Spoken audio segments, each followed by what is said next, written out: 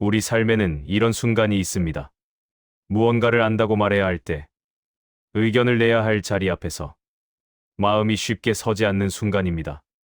말 한마디면 충분할 것 같은데 괜히 더 생각하게 되고 쉽게 단정하지 못한 채 잠시 멈추게 됩니다. 우리는 보통 빠른 판단을 똑똑함이라 여기고 분명한 주장만이 자기 생각이라고 믿습니다. 그래서 때로는 충분히 살피지 않은 말도 확신처럼 내놓고 남의 소리에 실린 의견을 내 생각인 양 되풀이하기도 합니다. 그러나 정약용은 배움과 판단의 출발점을 전혀 다른 곳에 두었습니다. 그는 진실이 아니면 그 어떤 학문도, 그 어떤 주장도 설 수 없다고 보았습니다. 거짓이 한 점이라도 섞이면 아무리 그럴듯해 보여도 진실이라 부를 수 없다고 말했습니다. 그래서 그는 경전과 주석을 공부할 때에도 오직 옳은 것만을 찾고 옳은 것만을 따르며 옳은 것만을 붙잡으려 했습니다. 무엇을 취하고 버릴지 고민할 때마다 여러 갈래로 살피고 증거를 넓게 모아 성급함 대신 정성을 택했습니다. 그에게 판단이란 먼저 마음을 비우는 일이었습니다. 마음은 빈 거울처럼 맑게 하고 저울처럼 수평을 지킨 뒤에야 사안을 가려보았습니다. 뜻을 판단하는 일은 마치 재판을 하듯 엄정하게 해야 하며 그 모든 과정을 거친 뒤에야 비로소 자기 의견을 세울 수 있다고 보았습니다. 정약용은 묻습니다.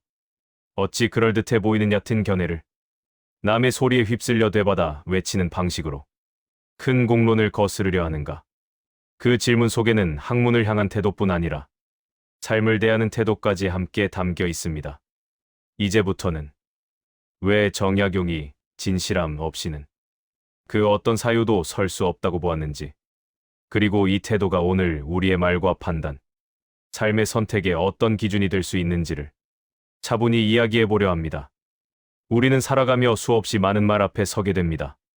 어떤 말은 빠르게 퍼지고 어떤 말은 확신에 찬 목소리로 사람들을 움직입니다.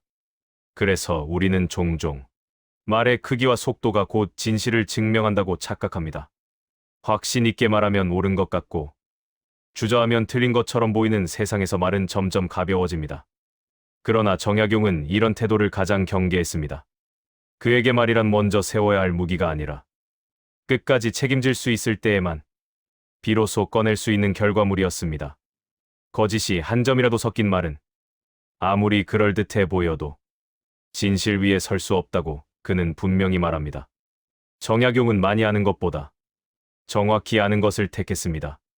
확실하지 않은 말로 자리를 차지하기보다 차라리 침묵을 선택하는 편이 더 정직하다고 여겼습니다.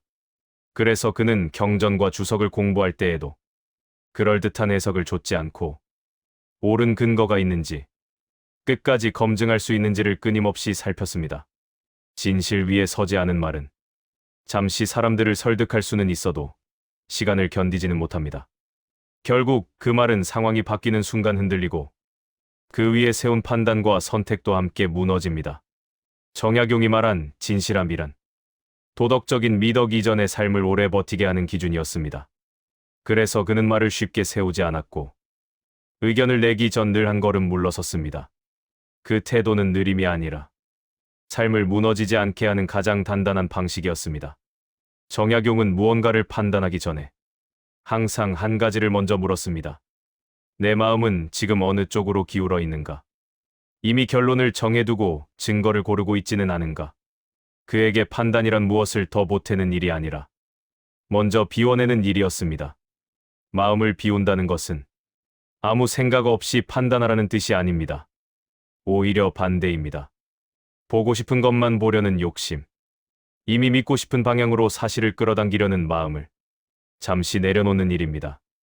그래야만 사안이 있는 그대로 드러난다고 그는 보았습니다. 정약용은 마음을 빈 거울에 비유했습니다. 흐린 거울은 대상을 왜곡하고 기울어진 저울은 무게를 속입니다. 판단의 순간에 감정과 이해관계가 섞이면 진실은 쉽게 흐려지기 때문입니다. 그래서 그는 마음을 저울처럼 수평으로 세우라고 말합니다. 뜻을 가리는 일은 재판과도 같다고 그는 말했습니다. 서둘러 판결을 내리지 않고 여러 갈래의 증거를 모아 넓게 살피고 깊이 파고든 뒤에야 비로소 한마디를 꺼내야 한다는 것입니다. 이 과정이 빠질수록 말은 쉬워지지만 판단은 가벼워집니다. 이 태도는 학문에만 머무르지 않습니다. 사람을 볼 때도, 사건을 해석할 때도, 자기 선택을 결정할 때도 마찬가지입니다. 마음을 비우지 않은 판단은 대개 감정의 연장이 됩니다. 정약용이 말한 느림은 망설임이 아니라 진실을 놓치지 않기 위한 가장 신중한 속도였습니다. 우리는 말하기 쉬운 시대에 살고 있습니다.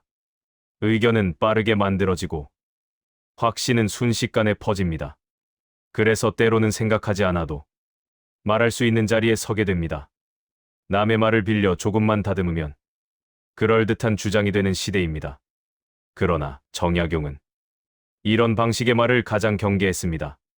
그는 남의 소리를 되받아 외치는 것을 사유라 부르지 않았습니다. 그럴듯해 보이는 얕은 견해를 자기 말처럼 내세우는 태도는 진실과는 거리가 멀다고 보았습니다. 자기 생각이란 많이 아는 데서 나오지 않습니다. 오래 살피고 끝까지 따져보고 그 결과에 책임질 수 있을 때 비로소 자기 생각이 됩니다. 그래서 정약용은 말하기 전에 충분히 생각하지 못했다면 차라리 말하지 않는 편이 더 정직하다고 여겼습니다. 남의 소리를 반복하는 말은 처음에는 안전해 보입니다.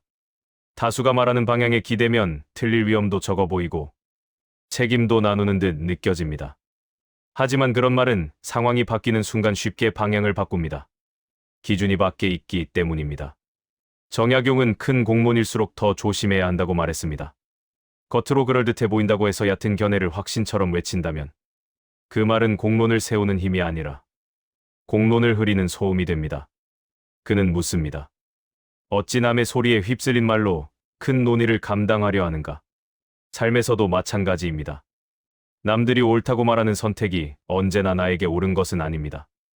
남의 기준을 따라 내린 결정은 편할 수는 있어도 끝까지 책임지기는 어렵습니다. 그래서 인생의 후반으로 갈수록 우리는 점점 말을 줄이고 판단을 늦춥니다. 자기 생각이 분명한 사람은 많이 말하지 않습니다. 그 대신 한마디를 하더라도 오래 남을 말을 선택합니다. 정약용이 말한 사유란 말을 늘리는 기술이 아니라 말을 견디게 만드는 힘이었습니다. 정약용의 지혜는 우리에게 조용히 묻습니다. 지금 내가 하고 있는 말은 정말로 진실 위에 서 있는가? 충분히 살핀 뒤에 나온 말인가? 아니면 급한 마음이 먼저 내놓은 말인가? 인생의 전반부에는 우리는 자주 말로 자신을 증명하려 합니다. 그러나 인생의 후반으로 갈수록 우리는 알게 됩니다. 말은 많을수록 가벼워지고 신중할수록 무게가 생긴다는 사실을요. 진실이 아니면 서지 않겠다는 태도는 침묵을 선택하라는 말이 아닙니다. 다만 설 수 없는 말은 애초에 세우지 말라는 뜻입니다. 그 태도가 있을 때 말은 줄어들지만 삶은 더 단단해집니다. 정약용이 남긴 이 사유는 오늘 우리의 말과 판단, 그리고 삶의 선택 앞에서 하나의 기준이 됩니다. 진실 위에 선 말만이 시간을 견디고 그 말 위에 선 삶만이 끝까지 무너지지 않는다는 사실을 그는 이미 알고 있었습니다. 그래서 오늘도 우리는 조금 늦더라도 조금 더 살피며 진실 위에 서는 연습을 조용히 이어가야 합니다.